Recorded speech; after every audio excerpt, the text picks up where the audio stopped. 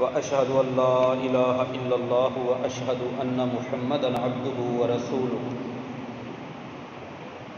أما بعد فأعوذ بالله السميع العليم من الشيطان الرجيم من همزه ونفخه ونفثه. يا أيها الذين آمنوا اتقوا الله حق تقاته ولا تموتن إلا وأنتم مسلمون.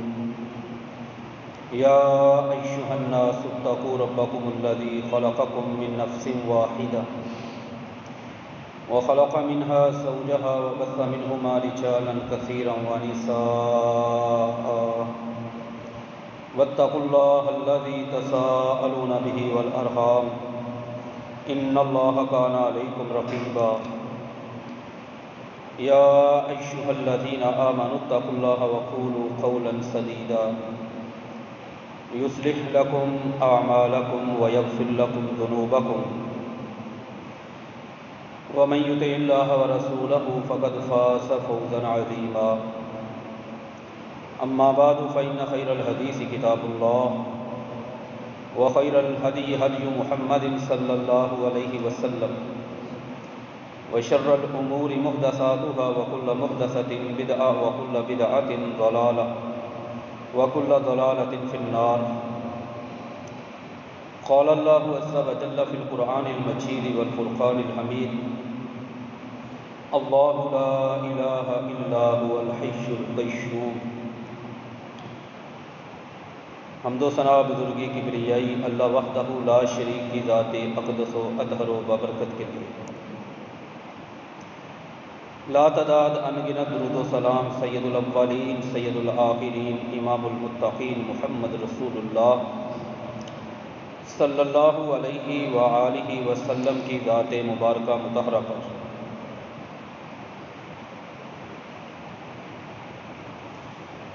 عزیز سامعین کرام، جیسے دنیا میں ایک کہاوت بولی جاتی ہے کہ ہر پھول کی ایک اپنی خوشبو ہوتی ہے، دنیا کی اسی حقیقت کو ذہن میں رکھتے ہوئے اگر ہم غور کریں تو یقیناً اس بات میں بھی کوئی شک نہیں کہ ہمارے نبی محمد صلی اللہ علیہ وآلہ وسلم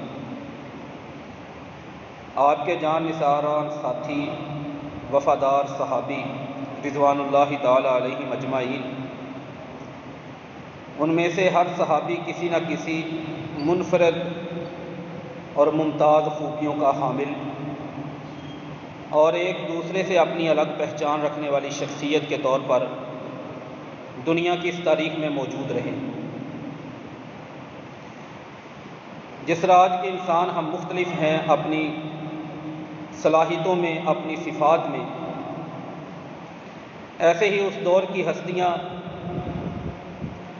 ان میں سے کئی لوگ اپنی انفرادی صلاحیتوں کے حوالے سے بڑے مختلف تھے. انہی میں سے ایک صحابی سیدنا ابی بن کعب ہیں رضی اللہ تعالی عنہ. اللہ کریم نے انہیں قرآن مجید کا علم اور قرآن مجید پڑھنا، قرآن مجید پڑھانا، قرآن مجید تلاوت کرنا،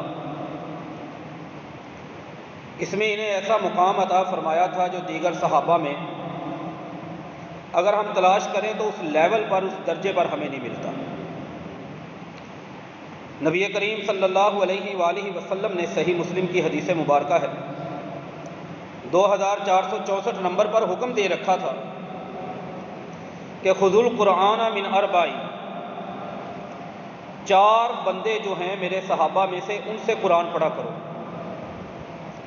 قرآن سبھی کو آتا تھا، سبھی میرے نبی محمد صلی اللہ علیہ وآلہ وسلم کے شاگرد اور آپ کے متعلم تھے، لیکن ان 4 بندوں کو مینشن کرنا، 4 بندوں کو متعین کرنا، اس میں ہمارے لیے بڑے اسباق، بڑے دروس اور بڑی نصیحتیں ہیں. ان کو کیوں کہا گیا؟ کہ کیونکہ قرآن مجید فرقان حمید جس انداز سے، جس طریقے سے اور جس خوبصورتی سے یہ پڑھتے تھے، شاید دیگر لوگ اس درجے اور اس مرتبے پر نہ ہوں. اور وہ 4 بندوں میں سے ویسے تو عبداللہ بن مسعود رضی اللہ تعالی عنہ، سالم ابو حذیفہ کے آزاد کردہ غلام معاذ بن جبل رضی اللہ تعالی عنہ، اور ایک ان میں سے ہستی سیدنا ابی بن کعب تھے رضی اللہ تعالی عنہ۔ موطا امام مالک میں 302 نمبر پر ایک حدیث مبارکہ آتی ہے۔ ہمارے ہاں یہ فرقہ واریت کی باتیں چلتی چلاتی رہتی ہیں، لوگ اپنے اپنے رنگ میں اپنے آپ کو نمایاں کرنے کی کوشش کرتے ہیں۔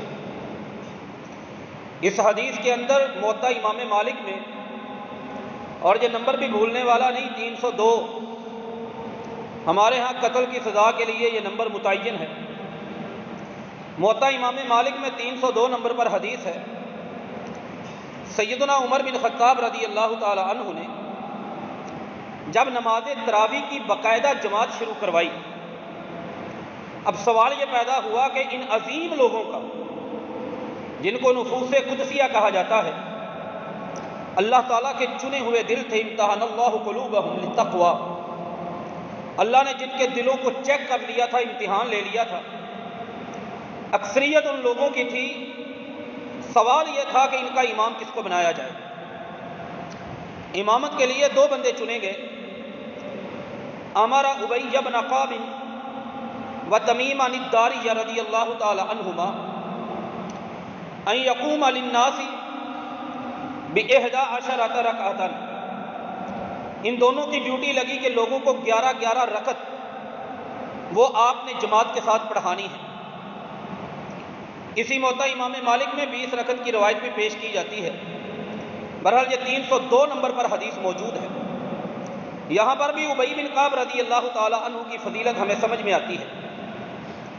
اسی ابی بن کعب رضی اللہ تعالی عنہ، ان کا ایک مرتبہ اور ان کی ایک شان وہ بڑی انوکھی اور نرالی ہے۔ 4959، 4960، 4961، ایک ہی جگہ پر 4 مرتبہ امام بخاری رحمۃ اللہ علیہ نے اس حدیث کو رپیٹ کیا۔ قرآن مجید کے بعد سب سے صحیح ترین جو حدیث کی کتاب ہے، کہتے ہیں کہ سیدنا ابی بن کعب رضی اللہ تعالی عنہ، ان کے حوالے سے پیغمبر محمد عربی صلی اللہ علیہ وآلہ وسلم نے بلایا ابی کو۔ آپ پر سورت نازل ہوئی تھی لم یکن الذین کفروا من اہل الکتاب، سورت بینہ، پارہ نمبر 30 کی۔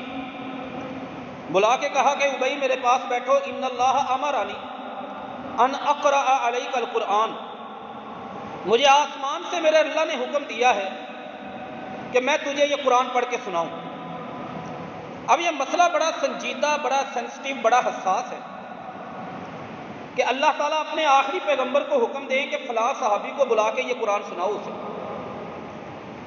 امام طبرانی رحمہ اللہ تعالیٰ نے اس جگہ پر ابی بن کعب رضی اللہ تعالیٰ عنہ کا کنفیوز ہونا بیان کیا ہے، ان کی ہچکچاہٹ، ان کی پریشانی مختلف الفاظ میں نقل فرمائی ہے۔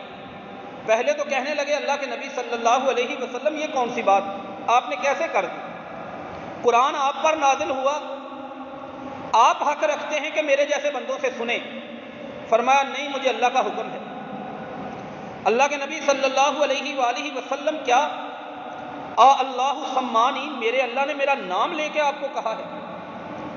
نبی کریم صلی اللہ علیہ وسلم نے فرمایا ہاں، تیرے رب نے تیرا نام لیا ہے کہ اسے بلا کے یہ قرآن سناؤ۔ یہ ہے بندے کا نصیب، یہ کمزور انسان، یہ خاکی جسم، مٹی سے بنا ہوا، مٹی میں جانے والا، یہ اس انسان کی ایک خوش نصیبی اور اعلیٰ قسمتی ہے کہ کائنات کا مالک اور خالق اس کا نام لے۔ اللہ کا نام تو ہر بندے نے لینا ہے، اس کی ذمہ داری، اس کا فرض ہے، لیکن اللہ اپنے بندے کا نام لے، یہ بڑا کمال ہے۔ فَذَرَفَتْ عَيْنَاهُ، بس پھر کیا تھا، آنکھوں سے آنسو جاری ہو گئے۔ ابی زارو کتار رو رہے تھے، اتنی عظمت، اتنی فضیلت والے تھے۔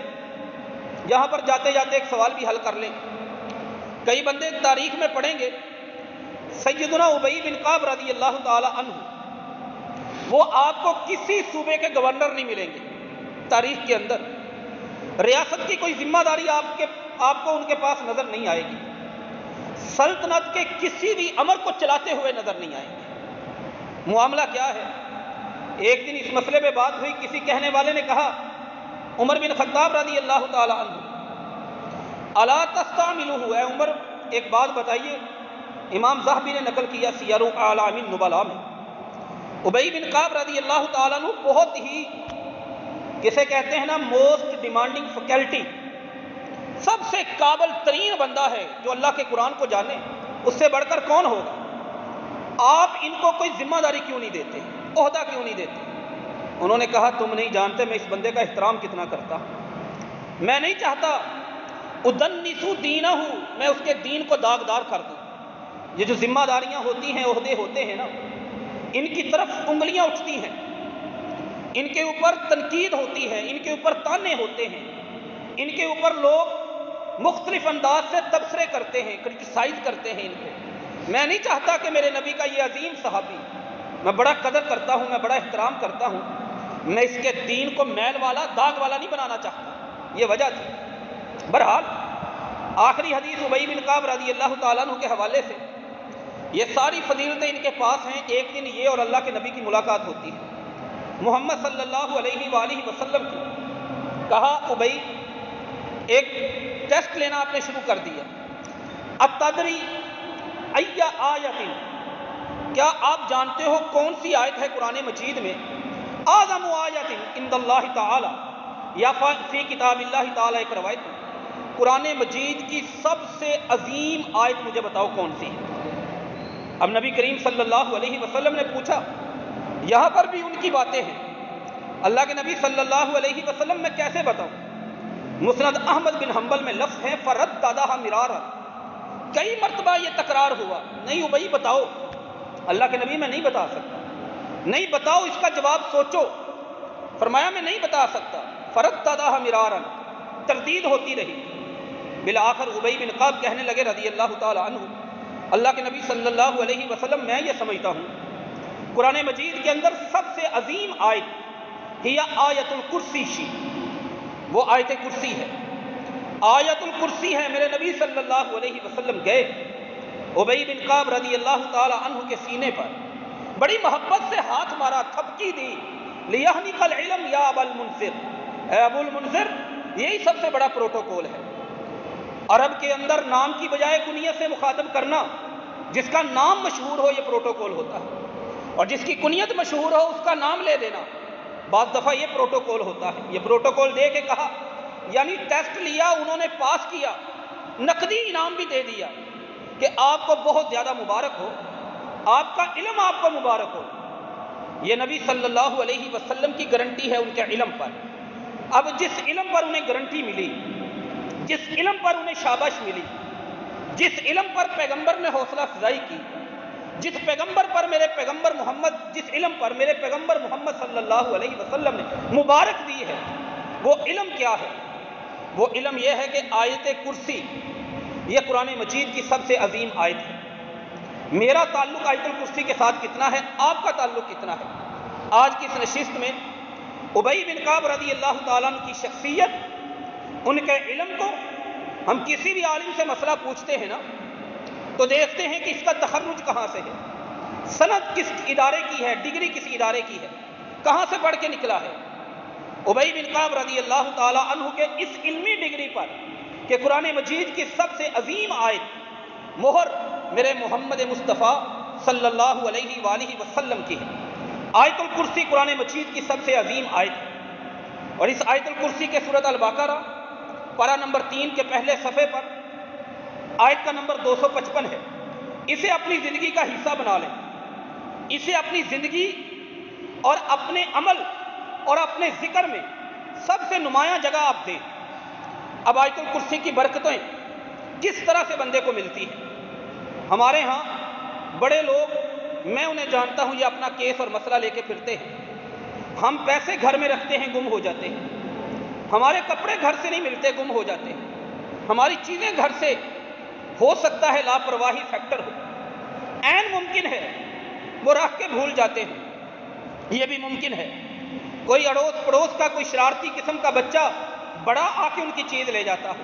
لیکن ایک بہت بڑا مسئلہ یہ بھی ہوتا ہے جسے لوگ اگنور کرتے ہیں، نظر انداز کرتے ہیں، کہ ہمیں نظر نہ آنے والی مخلوق وہ ہماری چیزوں کو لے جاتی ہے۔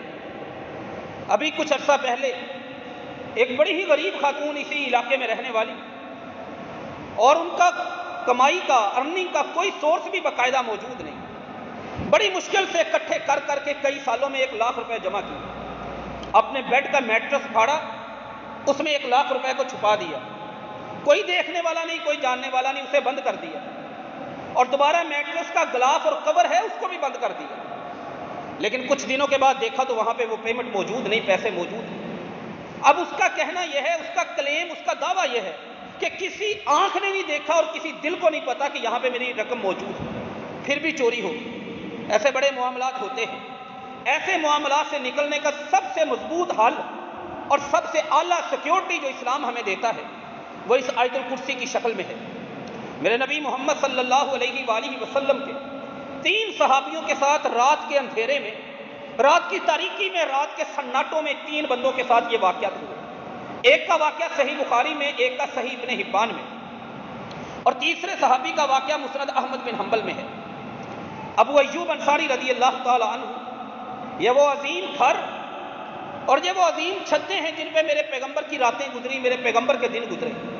میرے نبی محمد صلی اللہ علیہ وسلم نے وضو فرمایا، اتنا بابرکت گھرانہ مسند احمد بن حنبل میں یہ حدیث مبارکہ ہے 23,640 نمبر پر آتی ہے۔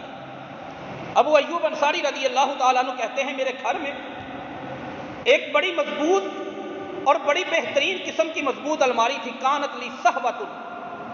میرا مسئلہ یہ تھا کہ اس الماری میں جو بھی چیز رکھتا وہ کم ہونا شروع ہو جاتی، فوجدتہ ینقص، اس کی مقدار، اس کی کوانٹیٹی، اس کی تعداد گھٹتی چلی جاتی۔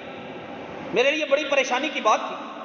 میں نے نبی صلی اللہ علیہ وآلہ وسلم ان سے ذکر کرنا، میں نے یہ پروگرام بنایا لیکن پھر میں رک گیا۔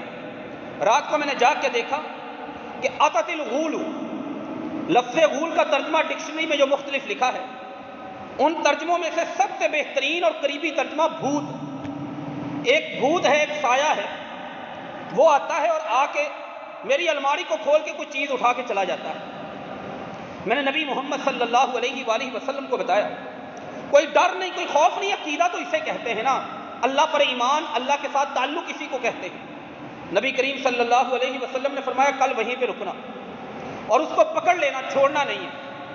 کہتے اگلی رات میں پھر بیٹھ گیا، وہ آنے والی چیز عدد الغول آئی، اس نے فتحت صحبتی، میری الماری کو کھولا، چیز کو پکڑنے لگے، میں نے جا کے اسے ہاتھ سے پکڑ لیا۔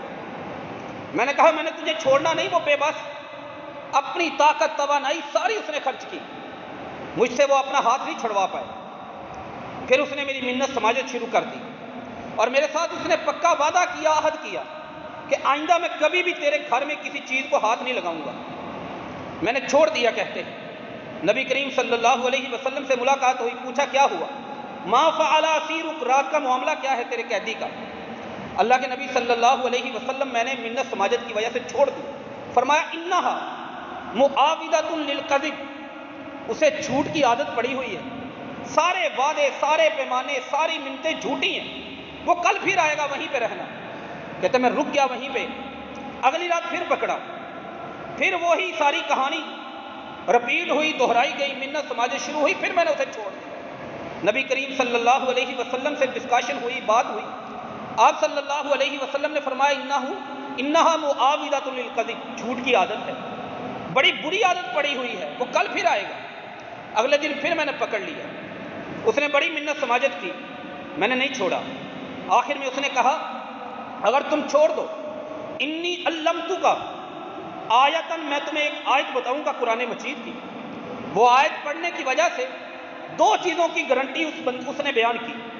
پہلی، لا یقربک شیء، کوئی بھی چیز، شیء نکرہ ہے، نہ کوئی چور، نہ کوئی ڈاکو، نہ کوئی جن، نہ کوئی آفات، نہ کوئی بلیات، کوئی بھی چیز اگر تو شام کو پڑھ لے گا کوئی بھی چیز تیرے قریب نہیں آئے گی۔ اور فرمایا اگر تو صبح کو پڑھے گا شام تک کوئی چیز تیرے قریب نہیں آئے گی۔ یہ حریص تھے مسلمان جو تھے، اگر کوئی دین کی بات، خیر کی بات ملتی، ساری چیزیں بھول جاتے۔ کوئی ویسے گردنیں کٹوانے کے لیے جنگوں میں نہیں جاتا، دین کے لیے جاتے تھے۔ یہ بات سنی، اسے چھوڑ دیا۔ پیغمبر محمد صلی اللہ علیہ وسلم سے ملاقات ہوئی، آپ نے ان کی بات سنی، فرمایا صدق الخبیث، خبیث ہے وہ، جھوٹا ہے وہ، لیکن یہ بات جو آخری اس نے تیرے ساتھ کی ہے یہ سچی کی ہے۔ آیت الکرسی یہ اتنی عظیم آیت ہے، ایک آیت ہے قرآن مجید کی، اس کو جو عظیم کہا گیا اس کا مطلب یہ نہیں کہ اس کے الفاظ سب سے زیادہ ہیں، یہ مطلب نہیں ہے، مطلب یہ ہے کہ اس کی عظمت سب سے زیادہ ہے۔ قرآن مجید میں سورتوں کے نام ہیں، یہ واحد آیت ہے پورے قرآن مجید میں جس کو دین نے ایک آیت ہے اسے بھی نام دیا ہے۔ کچھ اور آیتوں کے نام آیت تطہیر، آیت مداینہ، لیکن وہ کچھ اور لوگوں نے نام رکھے، اسے دین اسلام نے عظیم ترین آیت کا لقب دیا ہے، عنوان دیا ہے، ہیڈنگ اس پہ لگائی ہے، یہ سب سے عظیم آیت ہے۔ دوسری حدیث بھی ایسے ہے، یہ گھر کی چار دیواری کی بات۔ دوسری حدیث 784 نمبر پر صحیح ابن حبان میں ابی بن کعب ہے رضی اللہ تعالی عنہ، میرے نبی محمد صلی اللہ علیہ وآلہ وسلم کے وہی صحابی جو قرآن کی عظمت اور فضیلت بیان کرتے ہوئے نظر آتے ہیں، علم کے اعتبار سے بڑے مضبوط ہیں۔ کہتے ہیں کانت لنا بیدر، کھلیان تھا، زمیندار تھے بہت بڑے، کھجوریں تھیں، باغات تھے، ساری فصل اتارتے، ایک خالی جگہ پہ اس کا ڈھیر لگا دیتے، جیسے پرانے زمانے کے زمیندار یا آج کے زمیندار گندم کٹائی کے بعد ایک جگہ پہ جمع کرتے ہیں، وہاں پہ کھجوروں کی تیاری کرتے، پھر تجارت کے لیے لے کے جاتے، لیکن کہتے ایک مسئلہ تھا، کھجوریں روز با روز اس ڈھیر میں سے اس کی تعداد گھٹتی جا رہی تھی۔ فہرستہ، میں نے پہرا دیا، آدھی رات کے بعد کا وقت گزرا، اچانک اذا انا بدابتی، میں نے دیکھا کوئی جانور نما چیز ہے، نہ تو وہ مجھے جانور لگتا ہے نہ مجھے انسان لگتا ہے، کا غلام المحتلم، ایک نوجوان لڑکے کی طرح ہے، اس کے پاس ایک تھیلا ہے، آ کے کھجوریں بھرنا شروع کر دی، میں نے اسے پکڑا اور اس نے منت سماجت شروع کر دی، میں نے کہا نہیں چھوڑنا، اس نے آخر میں یہی کہا کہ میں آپ کو کچھ سکھا دیتا ہوں جس کو پڑھنے کے بعد آپ کے گھر میں کبھی نقصان نہیں ہوگا، آپ کی معیشت کا نقصان نہیں ہوگا، آپ مجھے چھوڑ دیں۔ کہتے ہیں انہوں نے مجھے آیت الکرسی بتائی، میں نے اسے چھوڑ دیا، نبی صلی اللہ علیہ وآلہ وسلم کی خدمت میں کیس اپنا لے کے آیا، فرمایا یہ بات سچ ہے۔ اب کتنی آسان چیز ہے آیت الکرسی اور کتنی بڑی ہماری سیکیورٹی ہے، اس میں کتنی بڑی ہماری حفاظت ہے۔ میرے نبی محمد صلی اللہ علیہ وآلہ وسلم نے اپنے اس صحابی کی یہ سیکھی ہوئی بات کو کہا یہ سچ ہے کہ جو بھی آیت الکرسی پڑھ لے گا یہ سچ بتا کے گیا ہے، وَهُوَ قَذُوبٌ۔ تیسرا واقعہ صحیح بخاری میں ابو ہریرہ رضی اللہ تعالی عنہ، وہ اجتماعی مال تھا، پہلے مال میں پتہ چلا آیت الکرسی گھر میں پڑھیں گے آپ کا گھر سیکیور اور محفوظ ہے، آیت الکرسی آپ اپنے کاروبار پہ پڑھیں گے وہ محفوظ اور وہ مامون ہو جائے گا، آیت الکرسی اجتماعی کسی مسئلے میں بیٹھ کر پڑھیں گے اس نیت کے ساتھ وہاں پر بھی اللہ تعالیٰ آپ کی حفاظت۔ اور اس آیت الکرسی میں اتنی عظمت، اتنی فضیلت، اس کی جو بنیادی وجہ، اگر انسان کے ذہن میں سوال پیدا ہوتا، پورا قرآن اللہ کا کلام ہے، پڑھنے والے میں کمزوری ہو سکتی ہے۔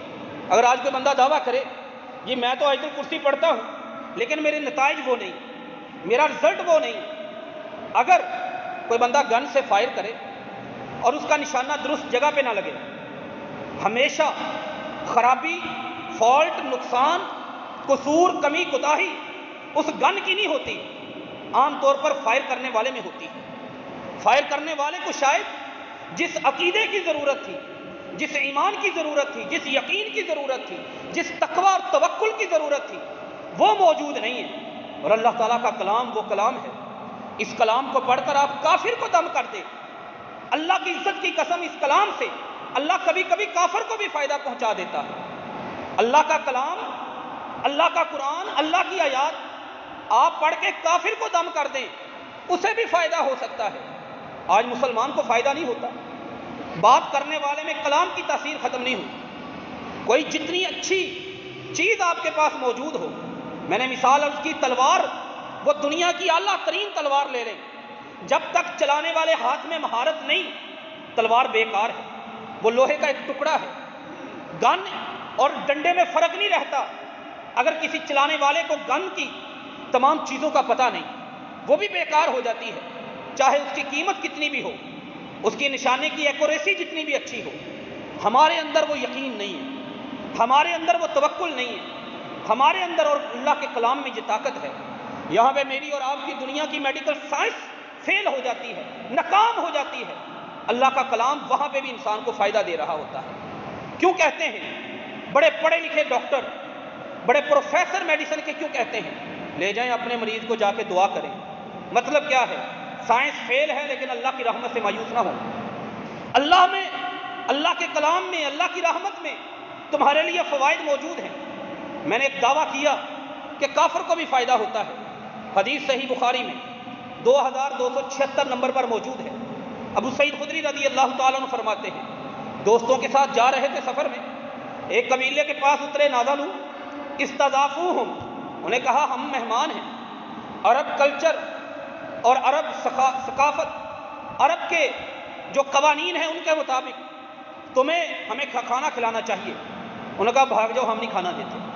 چلے گئے، تھوڑا سا آگے چلے گئے، اتنے میں اسی قبیلے کے سردار کو کسی سانپ نے ڈس لیا، لودی کا۔ سانپ کے ڈسے ہوئے کو کہتے ہیں، بچھو کے ڈسے ہوئے کو کہتے ہیں۔ بڑا علاج کیا انہوں نے۔ صحیح بخاری کی 2276 نمبر حدیث میں باقاعدہ یہ الفاظ موجود ہیں، وَاسَعُوا لَهُ بِكُلِّ شَيْءٍ، انہوں نے اپنی ہر کوشش کر لی، ہر دوائی اسے دے کے دیکھ لی، ہر میڈیسن اسے دیکھ لی، لیکن اس بندے کو کوئی فرق نہیں پڑا۔ کسی نے کہا کہ ان بندوں سے جا کے پتہ کرو، شاید کسی بندے کو ہمارے اس مسئلے کا حل مل جائے۔ بھاگے، جا کے ملاقات کی، جا کے اپنی منت ان کے سامنے رکھی، اور یہ لفظ صحیح بخاری کے ہیں۔ کہنے لگے سعین لہو بکل شیء، ہم نے ہر چیز آزما کے دیکھ لی، ہر کوشش کر لی ہے، لیکن لم ینفہ بشیء، کسی بھی چیز کے ساتھ اسے کوئی فائدہ نہیں ہوا، آپ کچھ کر دیں۔ ابو سعید خدری رضی اللہ تعالیٰ نے فرمایا وہی بندے ہو نا، ہمیں کھانا نہیں کھلایا، اب یہاں پہ طے کرو، میں جا کے دم کرتا ہوں، بندہ ٹھیک ہو جائے تو ہمیں کیا دو گے؟ ایک روایت میں 30، ایک روایت میں 40 بکریاں ہیں۔ چلے گئے وہاں پہ، جا کے بسم اللہ پڑھی، سورۃ فاتحہ پڑھنا شروع کر دی۔ سورۃ فاتحہ پڑھ کے وہ تھوک اپنے منہ میں جمع رکھتے، جب سورۃ فاتحہ مکمل ہوئی، وہ جو تھوک منہ میں جمع تھا اس کے ساتھ پھونک ملائی، اور جس جگہ پہ ڈنگ تھا وہاں پہ انہوں نے پھونک دیا، بندہ ٹھیک ہو گیا، بندے کی جان بچ گئی۔ میڈیسن فیل ہو چکی ہے اللہ کے کلام کی برکت، اور جو ظاہر ہے اس حدیث کے اندر وہ بندہ کافر تھا، لیکن دم کرنے والا اس کے پاس یقین بھی تھا، اس کے پاس ایمان بھی تھا، اس کے پاس عمل بھی تھا، اس کا اللہ کے ساتھ تعلق بھی تھا، اور کلام اس نے پڑھ کے دم کیا۔ بندہ کافر تھا، اس کو بھی اللہ نے فائدہ پہنچا دیا، اس کلام سے اللہ نے اسے بھی فائدہ پہنچا دیا۔ اگر آج میرے تجربات میں خرابی ہے، میرے نتائج میں خرابی ہے، میرے رزلٹ میں خرابی ہے، یا مجھے کسی دم کی وجہ سے فائدہ نظر نہیں آتا، اس کی وجہ نہ تو کلام ہے، نہ اللہ تعالیٰ کا قانون ہے، اس کی وجہ میرا اپنا عمل ہو سکتا ہے، میرے یقین کی کمزوری ہو سکتی ہے، میرے توکل کی کمزوری ہو سکتی ہے۔ میرے نبی محمد صلی اللہ علیہ وآلہ وسلم، آپ کیا بتایا ہوا ایک ایک لفظ ہمارے ایمان کے مطابق، وہ دنیا کی سب سے بڑی سچائیاں ایک طرف کر دو، پھر بھی میرے نبی محمد صلی اللہ علیہ وسلم آپ کا لفظ وہ سچا ہے۔ اب آیت الکرسی میں اتنی برکت کیوں ہے؟ آیت الکرسی کے شروع میں اللہ تعالیٰ نے ایک بات کی ہے، وہ بات کیا ہے کہ اللہ لا الہ الا هو الحی القیوم، یہ بات ہے کہ اللہ کون ہے؟ اللہ تعالیٰ نے پھر ایک خود ہی دعویٰ فرمایا کہ لا الہ الا ہوا، اللہ وہ ہے جس کے علاوہ کوئی صحیح عبادت کے لائق نہیں، کوئی حقیقی عبادت کے لائق معبود نہیں، کوئی معبود ایسا نہیں جو سچا ہو اللہ کے علاوہ۔ پھر اسی ایک آیت کے اندر اللہ تعالیٰ نے اپنے اس دعوے کو، کبھی بھی آپ عدالت میں چلے جائیں کوئی دعویٰ لے کے، عدالت آپ کے دعوے کو نہیں مانتی، قبول نہیں کرتی، دعوے کو ثابت کرنا پڑتا ہے، دعوے پر دلائل دینے پڑتے ہیں، دعوے پر گواہیاں پیش کرنی پڑتی ہیں۔ اسی ایک آیت کے اندر اللہ تعالیٰ نے 11 گواہیاں پیش کی، 11 دلیلیں پیش کی کہ اللہ کے علاوہ کوئی عبادت کے لائق نہیں۔ کیوں؟ اس لیے کہ الحی، اللہ ہمیشہ سے زندہ ہے اور ہمیشہ زندہ رہے گا، یہ صرف اللہ کے علاوہ کسی اور میں نہیں، اس لیے اس کے علاوہ کوئی معبود حقیقی نہیں۔ القیوم، اللہ کے علاوہ کوئی عبادت کے لائق نہیں، کیوں؟ اس لیے کہ وہ خود سے قائم ہے، کسی کے بھی سہارے کے بغیر، اور وہ دنیا کو قائم رکھنے والا ہے۔ اللہ نے قرآن مجید میں کہا کہ آسمان کو اللہ تعالیٰ نے قائم رکھا ہوا ہے، وَلَئِن زَالَتَا إِنْ أَمْسَكَهُمَا، اگر اللہ تعالیٰ ان کو نہ سنبھالے، اور وہ ہل جائیں، کائنات کی کوئی بھی طاقت آسمان کو سنبھال نہیں سکتی، زمین کو سنبھال نہیں سکتی۔ یہ 11 دلیلیں اس انداز سے اللہ نے پیش فرمائی۔ دوسری بات، آیت الکرسی کو کرسی کیوں کہتے ہیں؟ میرے اور ہمارے ذہنوں میں یہ لفظ سن سن کے نا، ہمارے سکول کی کرسی نعوذ باللہ من ذالک، ہماری بیٹھک کی کرسی، ہمارے دفتروں کی کرسی بیٹھی ہوئی ہے۔ کرسی کا مطلب کیا ہے؟ یہ اللہ تعالیٰ کی صفات جو بیان ہوئی ہیں ان میں سے ایک ہے۔ اس کو ذہن میں اس کرسی سے ملانا یہ درست، یہ جائز بالکل نہیں، اس کی قطعاً گنجائش نہیں۔ اللہ کی کرسی سے مراد کیا ہے؟ صحیح ابن حبان میں 361 نمبر حدیث۔ سب سے پہلے اس کرسی کا تعارف خود قرآن نے کروایا۔ اللہ کہتے ہیں واسیہ کرسیہ، اللہ کی کرسی بہت بڑی ہے۔ یا اللہ کتنی بڑی ہے؟ اللہ کہتے ہیں السماوات والارض، زمین اور آسمان دونوں سے بڑی ہے۔ یعنی جو کرسی ہم اپنے ذہنوں میں لے کے بیٹھے ہیں یہ دنیا کی کرسی ہے، دنیا کا ایک جسم ہے جس پر لفظ کرسی بولا جاتا ہے۔ اللہ تعالیٰ کی کرسی سے مراد یہ والی کرسی یا اس سے تشبیہ یا اس سے ملانا یہ جائز نہیں، لیکن ایمان رکھنا ضروری ہے کہ اللہ کی کرسی ہے کیسی؟ جیسی اس کے شان کے لائق، نہ اس میں کوئی تعویل نہ اس کا انکار۔ دنیا گمراہ ہوئی، کچھ لوگ اس کا انکار کر کے گمراہ ہوئے اور کچھ لوگ اس میں تعویل کر کے گمراہ ہوئے، لیکن اہل السنہ والجماعہ، اللہ تعالیٰ کے پیغمبر محمد صلی اللہ علیہ وآلہ وسلم، ان کی سنت کے مطابق اور ان کے صحیح ملنے والے منہج کے مطابق اصول اور قانون یہ ہے کہ اللہ کی صفت کی نہ تو تعویل کی جائے گی، نہ اس کا انکار کیا جائے گا، نہ اس کی کوئی مثال بیان کی جائے گی، نہ اس کی کوئی تشبیہ بیان کی جائے گی، نہ اس کی کیفیت بیان کی جائے گی۔ یہ ساری چیزیں موجود ہیں۔ اللہ کہتا ہے کہ میری کرسی آسمان اور زمین دونوں سے بڑی ہے۔ آسمان کی مقدار کتنی ہو سکتی ہے؟ زمین کی کتنی ہو سکتی ہے؟ سائنس فیل ہے، علم خاموش ہے، کتابیں خاموش ہیں، نہیں کچھ بتا سکتی۔ دنیا کا سب سے بڑا گزشتہ صدی کا جو سائنسدان مانا گیا، سب لوگ اسے جانتے ہیں، وہ ایک کافر سائنسدان تھا جس کی کتاب بڑی مشہور ہوئی، a brief history of time, اس نے لکھی۔ وہ جس کے ہاتھ پاؤں جو بھی تھا اسے دنیا کا سب سے بڑا سائنسدان مانا گیا۔ کس بات کی بنیاد پہ؟ صرف اس بات کی بنیاد پہ وہ کہتا ہے کہ یہ کائنات ایک جگہ پہ رکی ہوئی نہیں، یہ دن بہ دن وسیع ہوتی جا رہی ہے، دن بہ دن وسیع اور بڑی ہوتی جا رہی ہے۔ یہ اس کا فلسفہ تھا۔ اس کے اس سوچ کی بنیاد پہ دنیا نے اسے نوبل انعام دیا اور دنیا نے اس کو سب سے بڑا سائنسدان مان لیا۔ وہ مر چکا ہے، پچھلے سال مارچ میں جا چکا ہے دنیا سے، لیکن یہ اتنا بڑا، اس سے بھی بڑی میری اللہ کی کرسی ہے۔ اور نبی کریم صلی اللہ علیہ وآلہ وسلم نے صحیح ابن حبان میں اللہ کی کرسی کا تعارف کروایا۔ فرمایا لوگوں سنو، اللہ کی کرسی کتنی ہے؟ فرمایا آسمان اور زمین، مَسَّمَاوَاتُ السَّبْعُ وَالْأَرْضُونَ السَّبْعُ، فرمایا یہ ساتوں زمینیں، ساتوں آسمان اللہ کی کرسی کے مقابلے میں ان کی جسامت صرف اتنی ہے، ساتوں آسمانوں کی ساتوں زمینوں کی جسامت، وسعت اللہ کی کرسی کے مقابلے میں ایسی ہے کہ حلقۃ فی ارض فلات، جیسے ایک بہت بڑا صحرا ہو، اس صحرا کے اندر ایک لوہے کا کڑا پڑا ہوا ہو، جو لوہے کا کڑا ہے وہ ساتوں زمینیں اور ساتوں آسمان ہیں، اور جو وسیع صحرا ہے وہ میرے اللہ کی کرسی ہے۔ اتنا فرق ہے۔ میری اور آپ کی نظر میں سب سے بڑی چیز یہی ہو سکتی ہے کائنات، لیکن یہ ساری کائنات اس اللہ کی کرسی کے مقابلے میں ایسے ہے جیسے بہت بڑا صحرا اس کے مقابلے میں ایک لوہے کا کڑا ہو۔ یہ صرف اتنی ہے۔ یہاں سے اندازہ لگایا جا سکتا ہے اس کرسی کا مطلب کیا ہے۔ بعض لوگ کہتے ہیں اللہ کی کرسی زمین و آسمان پر وسیع، اس کا مطلب اللہ کی حکومت، بعض کہتے ہیں اس سے مطلب اللہ کا علم، لیکن درست بات میرے نبی محمد صلی اللہ علیہ وآلہ وسلم نے بیان کر دی، اور وہ کیسی ہے؟ جیسی اللہ کے شان کے لائق۔ اب اگلی بات، یہ تو آیت الکرسی کا ایک فائدہ میں نے بتایا کہ رات کو سوتے ہوئے پڑھ لیں، دن کو پڑھ لیں، آپ کا گھر محفوظ، آپ کی جان محفوظ۔ یہ چیزیں آتی ہیں باقاعدہ طور پر۔ نبی کریم صلی اللہ علیہ وآلہ وسلم نے مدینہ میں ایک قانون بنایا ہوا تھا، بڑے لوگوں کے لیے حیرانگی کا یہ قانون ہوگا۔ صحیح مسلم کی حدیث ہے 2236 نمبر پر، فرمایا تم میں سے کوئی بھی بندہ اپنے گھر میں اگر سانپ کو دیکھے کہ سانپ چل پھر رہا ہے، اسے مارنے کی اجازت نہیں۔ فرمایا اس لیے کہ ان جنن فی المدینہ دی، مدینہ میں بہت زیادہ جنات بھی ہیں جنہوں نے اسلام قبول کیا ہے۔ بعض دفعہ وہ اپنی شکل بدل کے ایک سانپ کی شکل میں لوگوں کے گھروں میں ہوتے ہیں، تم اسے مارنا شروع کر دو، کہیں ایک مسلمان جن کو نقصان نہ پہنچا دو۔ فرمایا کسی نے ان کو مارنا نہیں، بلکہ وہاں پہ کھڑے ہو کر 3 دفعہ ان کو یہ کہنا ہے کہ یہاں پہ آپ کے لیے کوئی جگہ نہیں، چلے جاؤ، نکل جا۔ اگر آپ کا 3 دفعہ جملہ سننے کے بعد وہ نہیں جاتا، فرمایا پھر تمہیں اجازت ہے، پھر تمہیں اسے مار سکتے ہو۔ بعض کہتے ہیں 3 دن، بعض کہتے ہیں 3 مرتبہ فکرہ۔ برحال حدیث میں دونوں طرح کی گنجائش، صحیح مسلم کی 2236 نمبر پر حدیث ہے۔ تو یہ اس طرح کی چیزیں ہمارے گھروں کے ساتھ ان کا تعلق ہوتا ہے، ان مسائل کا۔ اور ہمارا یہ عقیدہ کہ ہم ہر چیز کو دنیاوی کیلکولیٹر سے اس کی کیلکولیشن کرتے ہیں، دنیا کے اعتبار سے سوچتے ہیں، یہ دین کے اعتبار سے، دین میں ہمارے ان مسائل کا حل موجود ہے۔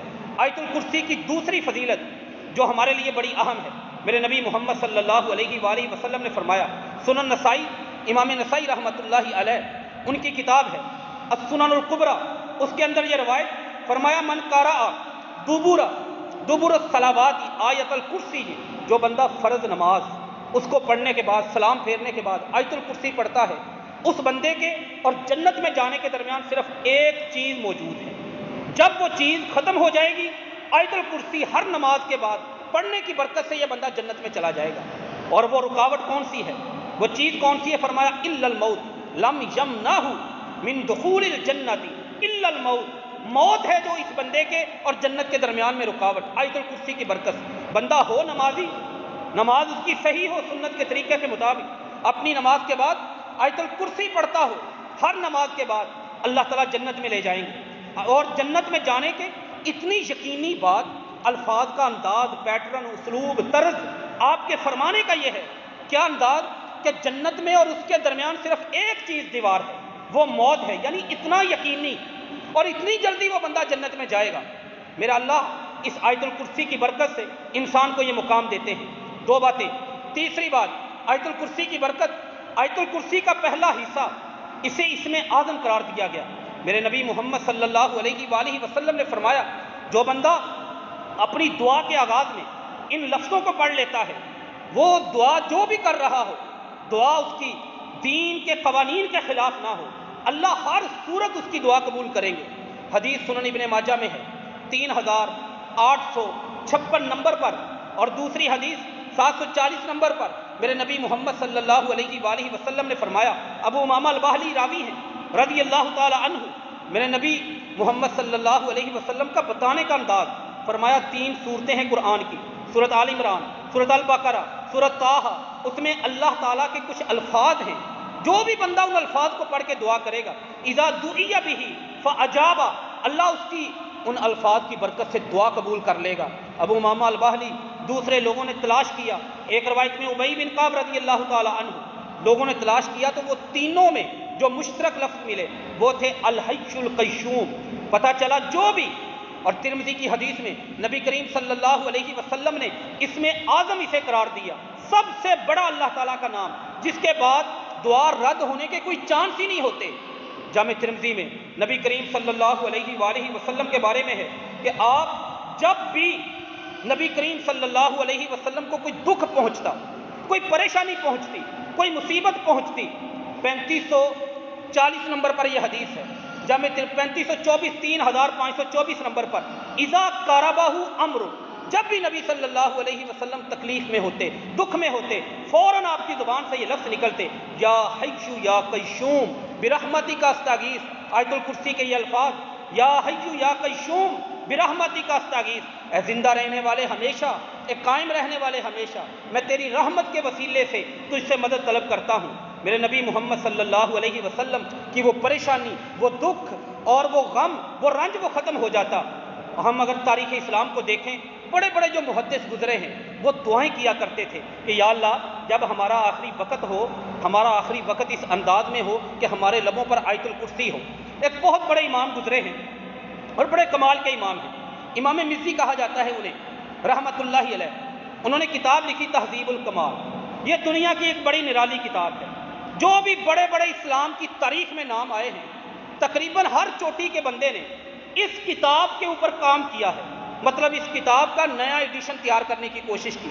اب تک یہ سلسلہ چل رہا ہے، کسی نے تہذیب الکمال پہ کام کیا، نئی کتاب وجود میں آ گئی، اکمال تہذیب الکمال، پھر کوئی اور محدث آیا، اس نے کام کیا، نئی کتاب وجود میں آ گئی، پھر ایک اور آئے محدث، انہوں نے کام کیا، تہذیب التہذیب نئی وجود میں آ گئی، پھر ایک اور آئے انہوں نے کام کیا، تقریب التہذیب، اتنے بابرکت۔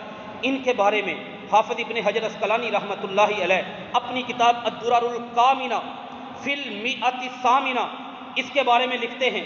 ان میں امام مزی رحمہ اللہ تعالی ان کے حالات بڑے شاندار طریقے سے لکھے، اور لکھتے لکھتے جلد نمبر 4 صفحہ نمبر 364 پہ کہتے ہیں کہ وہ دعا کیا کرتے تھے کہ یا اللہ میرا آخری وقت ہو تو میں آیت الکرسی پڑھتا ہوا اس دنیا سے جاؤں۔ کہتے ہیں جب ان کا آخری وقت وہ فوت ہوئے، اس وقت پانی کا گلاس ان کے ہاتھ میں تھا اور لبوں پر آیت الکرسی موجود تھی، اور ان کی وفات ہو گئی۔ اللہ نے اتنی برکت ان کے کتابوں میں، ان کے علم میں رکھی۔ آج آپ کو کوئی بھی مسلک ملے، وہ جو یہ کہتا ہے نا کہ یہ حدیث صحیح ہے، یہ حدیث صحیح نہیں، وہ امام مزی رحمہ اللہ تعالیٰ کی کتاب، اس کو چھوڑ کر وہ یہ حکم نہیں لگا سکتا، اس کی کتاب میں ضرور جانا پڑے گا۔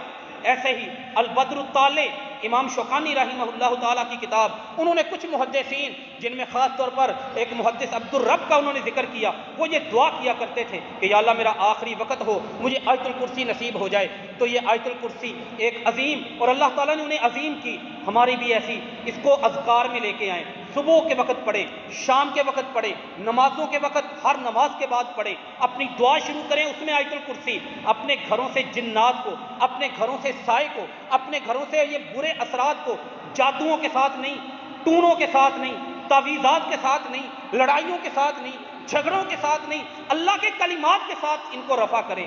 اپنے گھر کے سکون کو اللہ کے کلمات کے ساتھ تلاش کرنے کی کوشش کریں، اور اس میں سے ایک بہت بڑا ذریعہ اس عظیم آیت کا ہے۔ اللہ سے دعا ہے جو کچھ سنا ہے اللہ اس پر عمل کرنے کی توفیق عطا فرمائے۔ وما علینا الا البلاغ المبین۔